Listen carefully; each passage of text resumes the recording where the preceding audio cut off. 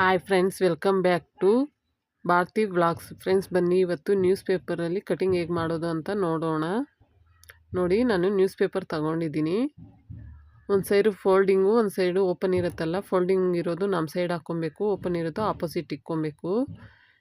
ಬನ್ನಿ ಇವಾಗ ಹೇಗೆ ಮಾರ್ಕ್ ಮಾಡೋದು ಅಂತ ನೋಡೋಣ.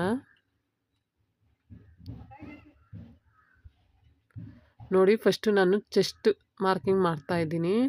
ನೋಡ್ತಾ ಇದ್ದೀರಲ್ಲ, ಈ ಥರ ಮಾರ್ಕ್ ಮಾಡ್ಬೋದು.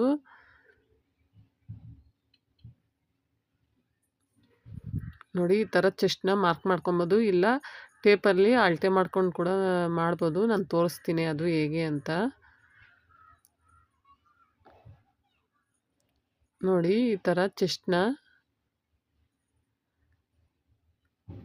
ಇಲ್ಲಿಂದ ಹಿಡಿದು ಇಲ್ಲಿಗೆ ಈ ಥರ ಮಾರ್ಕ್ ಮಾಡ್ಕೊಬೇಕಾಗತ್ತೆ. ನೋಡಿ, 10 ಸೆಂಟಿಮೀಟ್ರ್ ಬರ್ತೈತೆ. ಅದನ್ನು ಅಲ್ಲಿ ನ್ಯೂಸ್ ಪೇಪರ್ ಮೇಲೆ ನಾವು ಮಾರ್ಕ್ ಮಾಡ್ಕೊಬೇಕಾಗತ್ತೆ.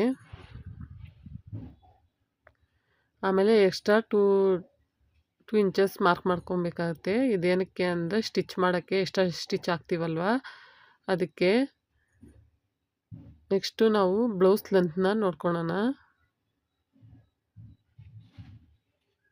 ನೋಡಿ ಫ್ರೆಂಡ್ಸ್, ಶೋಲ್ಡರ್ ಸೆಂಟರ್ನಿಂದ ಹಿಡಿದು ನಾವು ಬ್ಯಾಕ್ ಡಾಟ್ ಹಿಡಿತೀವಲ್ವ ಅಲ್ಲಿವರೆಗೂ ಹಿಡ್ಕೊಂಡು ನಾವು ಎಷ್ಟಿದೆ ಅಂತ ಮಾರ್ಕ್ ಮಾಡ್ಕೊಬೇಕು. ಗೊತ್ತಾಗ್ತೈತೆ ಅನ್ಕೊತೀನಿ ಫ್ರೆಂಡ್ಸ್.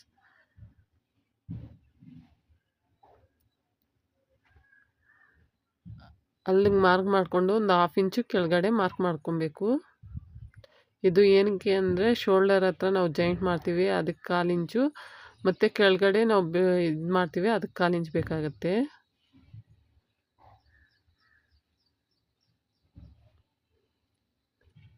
ಇವಾಗ ಶೋಲ್ಡರ್ ವಿಡ್ತ್ ಎಷ್ಟಿದೆ ಅಂತ ನೋಡ್ಕೊಳ್ಳೋಣ.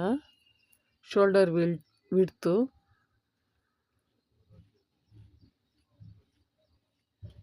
ನೋಡಿ, ನನಗೆ 11 ಬರ್ತಾ ಇದೆ. ನಿಮ್ಮದ್ರಲ್ಲಿ ಎಷ್ಟಿರುತ್ತೆ ಅಷ್ಟು ತಗೊಳ್ಳಿ. ಆ 11ಗೆ ಅರ್ಧ ಮಾಡಿಕೊಂಡು ಆಫ್ ಮಾಡ್ಕೊಬೇಕಾಗತ್ತೆ. ನೋಡಿ, ಈ ಥರ ಟೇಪಲ್ಲಿ 11 ಇಂಚಸ್ನ ಆಫ್ ಮಾಡ್ಕೊಳ್ಬೇಕಾಗತ್ತೆ. ಆವಾಗ 5.5 ಬರುತ್ತೆ. ಇದನ್ನು ನಾವು ಸ್ಟಾರ್ಟಿಂಗಲ್ಲಿ ಈ ಥರ ಮೇಲೆ ಮಾರ್ಕ್ ಮಾಡ್ಕೊಬೇಕಾಗತ್ತೆ.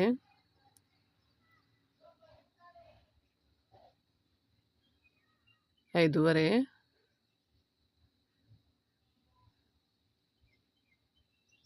ನೆಕ್ಸ್ಟು ನಾವು ನೆಕ್ ವಿಡ್ತ್ ಎಷ್ಟಿದೆ ಅಂತ ನೋಡ್ಕೊಬೇಕಾಗತ್ತೆ.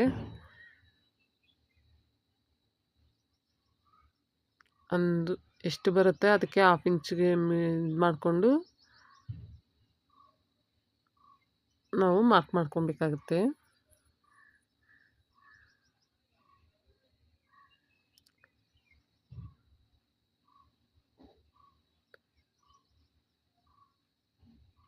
ನಾವು ಇವಾಗ ಬ್ಯಾಕ್ ರೌಂಡ್ ಎಷ್ಟಿದೆ ಅಂತ ನೋಡ್ಕೊಬೇಕು.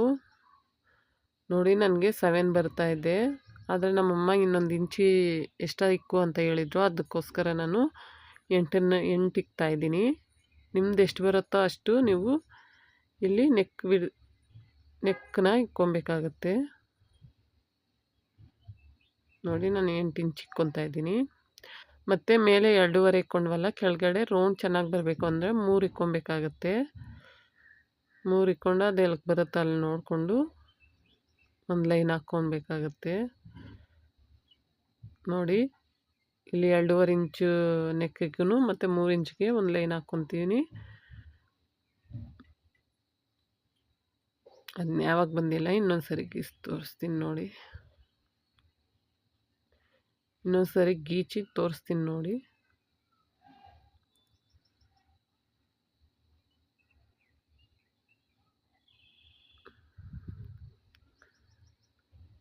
ಇವಾಗ ರೌಂಡ್ ಹೇಗೆ ಹಾಕೋದು ಅಂತ ನೋಡಿಸ್ತೀನಿ.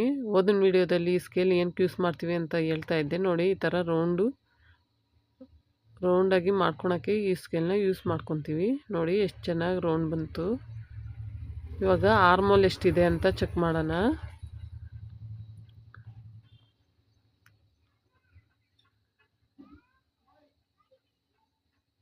ನೋಡಿ, ಶೋಲ್ಡರ್ ನಾವು ಸ್ಟಿಚ್ ಮಾಡಿರ್ತೀವಲ್ಲ ಅಲ್ಲಿಂದ ಹಿಡ್ದು ಆರ್ಮೋಲ್ ಸ್ಟಿಚ್ ಮಾಡಿರ್ತೀವಲ್ಲ ಅಲ್ಲಿವರೆಗೂ ನೋಡ್ಕೊಬೇಕಾಗುತ್ತೆ. ನನಗೆ 5 ಬರ್ತಾಯಿದೆ. ನಿಮ್ಗೆ ಗೊತ್ತಾಗಿಲ್ಲ ಅಂದರೆ ಈ ಥರ ಒಂದು ಸ್ಕೇಲ್ ಅಡ್ಡ ಇಕ್ಬಿಟ್ಟು ಎಷ್ಟಿದೆ ಅಂತ ಚೆಕ್ ಮಾಡಿ. ನೋಡಿ 5 ಬರ್ತಾಯಿದೆ. ಅದೇ 5ನ ಇಲ್ಲಿ ಆರ್ಮೋಲ್ ಕೆಳಗಡೆ ಇಕ್ಬೇಕಾಗುತ್ತೆ.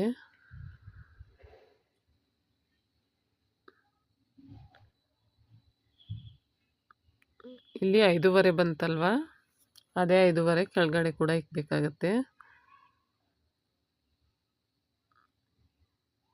ಇಕ್ಕಿ ಇವಾಗ ಈ ಅಲ್ಡ್ಗೆ ಒಂದು ಲೈನ್ ಆಗಬೇಕಾಗತ್ತೆ.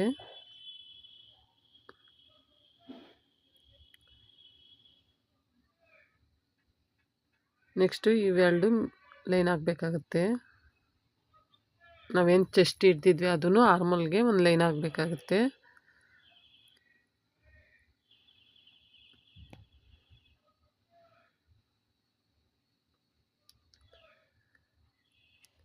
ಇದು ಬಂದು ಚೆಸ್ಟು 10 ಇಂಚಸ್ ಇದೆ ಅಂದರೆ 40 ಇಂಚಸ್ ಸೈಜ್ ಬ್ಲೌಸ್ ಅಲ್ವಾ, ಅದಕ್ಕೋಸ್ಕರ ಇವಾಗ ನಾವು ಆ ಆರ್ಮೋಲ್ ರೌಂಡಲ್ಲಿ 1/4 ಇಂಚಷ್ಟು ಇದು ಎಷ್ಟು ಬಂದಿದೆ ಅಂತ ನೋಡ್ಕೊತಾ ಇದ್ದೀನಿ. ನನಗೆ 8.5 ಬಂದಿದೆ. ನೋಡಿ ಇನ್ನೊಂದ್ಸರಿ ತೋರಿಸ್ತೀನಿ. 8.5 ಬಂದಿದೆ.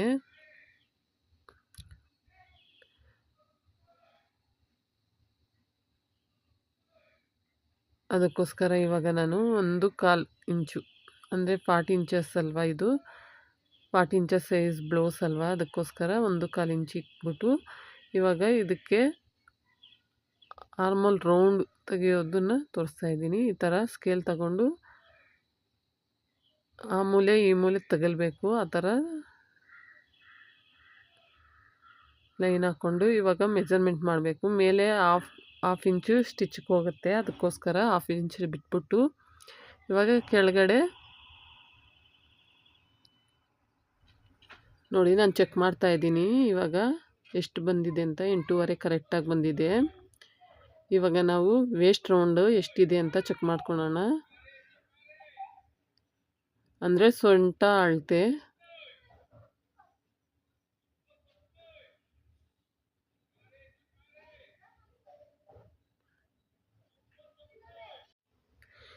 ನೋಡಿ ಈ ಥರ 33.5 ಬಂದಿದೆ.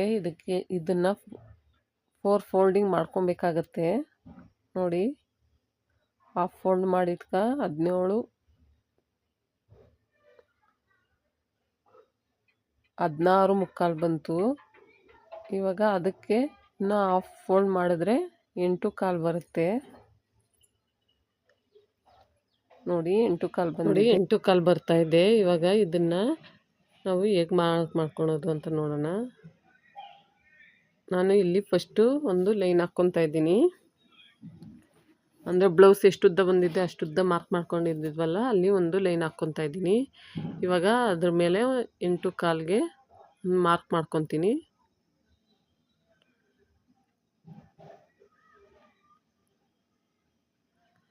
ಮತ್ತು ಬ್ಯಾಕಲ್ಲಿ ನಾವು ಡಾಟ್ ಹಿಡಿತೀವಲ್ಲ ಅದಕ್ಕೆ 1 ಇಂಚು ಮಾರ್ಕ್ ಮಾಡ್ಕೊತಾ ಇದ್ದೀನಿ.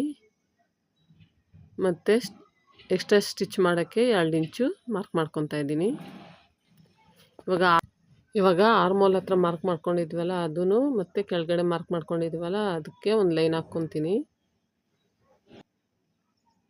ನೋಡ್ತಾ ಇದ್ದೀರಲ್ಲ. ಮತ್ತು ಎಕ್ಸ್ಟ್ರಾ 2 ಇಂಚು ಮಾರ್ಕ್ ಮಾಡ್ಕೊಂಡಿದ್ವಲ್ಲ ಅದಕ್ಕೂ ಒಂದು ಮಾರ್ಕ್ ಮಾಡ್ಕೊತೀನಿ. ನೋಡಿದ್ರಲ್ಲ ಫ್ರೆಂಡ್ಸ್, ಯಾವ ಥರ ನ್ಯೂಸ್ ಪೇಪರಲ್ಲಿ ಬ್ಲೌಸ್ ಮಾರ್ಕ್ ಮಾಡೋದು ಅಂತ ನೋಡಿದ್ರಲ್ಲ. ಇವಾಗ ಯಾವ ಥರ ಕಟ್ ಮಾಡೋದು ಅಂತ ತೋರಿಸ್ತೀನಿ. ಈ ವಿಡಿಯೋ ಇಷ್ಟ ಆದಲ್ಲಿ ಒಂದು ಲೈಕ್ ಮಾಡಿ, ಶೇರ್ ಮಾಡಿ, ಕಮೆಂಟ್ ಮಾಡಿ, ಪ್ಲೀಸ್ ಸಬ್ಸ್ಕ್ರೈಬ್ ಮಾಡ್ಕೊಳ್ಳಿ ಫ್ರೆಂಡ್ಸ್. ನೋಡಿ ಈ ಥರ ನಾವು ಯಾವ ಥರ ಮಾರ್ಕ್ ಮಾಡ್ಕೊಂಡಿರ್ತೀವೋ ಅದ್ರ ಮೇಲೆ ಕಟ್ ಮಾಡ್ಕೊಬೇಕಾಗತ್ತೆ.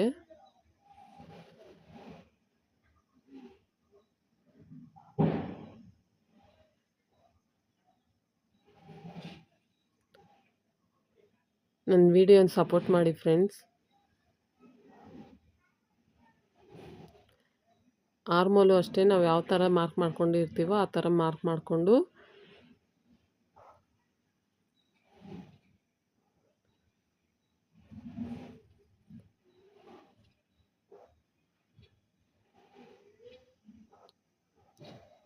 ನಾವು ಯಾವ ಥರ ಮಾರ್ಕ್ ಮಾಡ್ಕೊಂಡಿರ್ತೀವೋ ಆ ಥರ ಕಟ್ ಮಾಡ್ಕೊಬೇಕಾಗುತ್ತೆ. ನೋಡಿ ಇಲ್ಲಿ ನಾವು 2 ಇಂಚಸ್ ಮಾರ್ಕ್ ಮಾಡ್ಕೊಂಡಿರ್ತೀವಲ್ಲ ಅಲ್ಲಿ ಸ್ವಲ್ಪ ಕಟ್ ಮಾಡ್ಕೊಬೇಕಾಗುತ್ತೆ. ಹಾಗೆ ಮೇಲೆ ಕೂಡ ಕಟ್ ಮಾಡ್ಕೊಬೇಕಾಗುತ್ತೆ.